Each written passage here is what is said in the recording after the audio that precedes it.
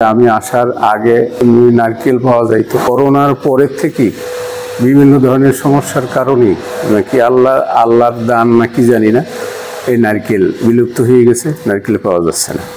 আর যাও কিছু পাওয়া যাইতো নোয়াখালী এই গত বছর বন্যা হওয়ার পরের থেকে ওখানেও নারকেল হচ্ছে না।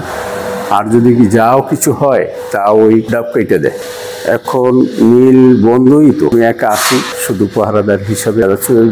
আর যারা ছিল তারা চলে গেছে, শুধু টাকা পয়সা বেতন দিতে পারছে না। মিল না চললে কোত্থেকে দেব, এই জন্য এরা অন্য জায়গায় অন্য কাজে বিলুপ্ত হয়ে গেছে। আমরা এই বসে আছি হাত গোটাই দাদা, মিল চলে না, যেহেতু তেলের দাম বেশি, নারকেলের দাম বেশি, নারকেলের হয় না বলেই নারকেলের দাম বেশি, নারকেলের দাম বেশি বলেই কিন্তু আমাকে তেলের দাম বেশি। তেলের দাম এই জন্য তেল মানসি খাবে না, তেল মাথায় দেবে। দাদা মিল বন্ধ, মিল ফেলে করোনার পরের থেকে 3, 4, 5 বছরেই মিল বন্ধ। এখন খুলে বসে আছি কেন, বাকি টাকা আছে মানসি পাবে, আমরা পাবো, সেই আদায় হয় এই মানুষের দিই।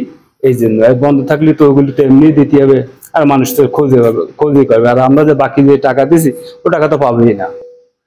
হ্যাঁ, বর্তমানে বেসিকের অবস্থাটা খুবই খারাপ। এই বিশেষ করে এই নারকেলের যে মিলগুলি আছে, আগে আমাকে এই মিলে অন্তত 10-12 জন লোক কাজ করতো, আর এখন আমার একাই না করলেও চলে। নগদ পেমেন্টে 500 টাকা পর্যন্ত ক্যাশব্যাক, আর লেনদেনে প্রতিদিন ডিপ ফ্রিজ এবং ঘন্টায় ঘন্টায় এসি টিভি সহ দারুণ সব গিফট। বাগেরহাট একসময় নারকেল উৎপাদনের জন্য খুবই বিখ্যাত ছিল, এবং এই নারকেল উৎপাদনের উপর ভিত্তি করেই কিন্তু আমাদের বাগেরহাট বেসিক শিল্পনগরীতে বেশ কিছু নারকেল তেলের মিল কারখানা গড়ে উঠেছিল।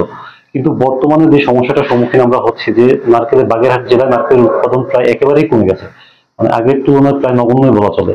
ঠিক এই সমস্যার কারণেই মূলত আমাদের বর্তমানে নারকেলের তেলের যে মিলগুলোর যে উৎপাদন প্রায় একদম নিম্ন পর্যায়ে চলে আসছে, কারণ তারা পর্যাপ্ত যে কাঁচামাল, যেটা নারকেল তারা পর্যাপ্ত পরিমাণে পাচ্ছেন না। এবং বর্তমানে আমাদের যে উৎপাদন ক্ষমতা বাগেরহাটের মিলগুলোর, এই বাগেরহাট থেকে এই নারকেল সরবরাহ করা সম্ভব হচ্ছে না, এবং একই সাথে নারকেলগুলো আমাদের বর্তমানে আনতে হয় নোয়াখালী কুমিল্লা অঞ্চল থেকে। এরই সাথে যে ব্যাপারটা কাজ করে সেটা হচ্ছে, আমাদের যে মিলগুলো সেগুলো প্রাচীন পদ্ধতিতে নারকেল তেল উৎপাদন করে থাকে, কিন্তু বর্তমানে মাল্টিন্যাশনাল যে কোম্পানিগুলো আছে সেগুলোর সাথে আসলে কোম্পানিগুলো প্রতিযোগিতায় টিকতে পারছে না। এই ক্ষেত্রে বর্তমানে আমাদের যে শিল্প মালিকরা রয়েছেন, নারকেল মিলের শিল্প মালিকরা, তারা বর্তমানে বিভিন্ন খাত পরিবর্তন করে অন্য খাতে যাওয়ার চেষ্টা করছেন, লাভজনক ব্যবসা করার চেষ্টা করছেন। নারকেলের উৎপাদন আসলে, তেলের উৎপাদন আসলে বর্তমানে বাগেরহাটে লাভজনক হচ্ছে না।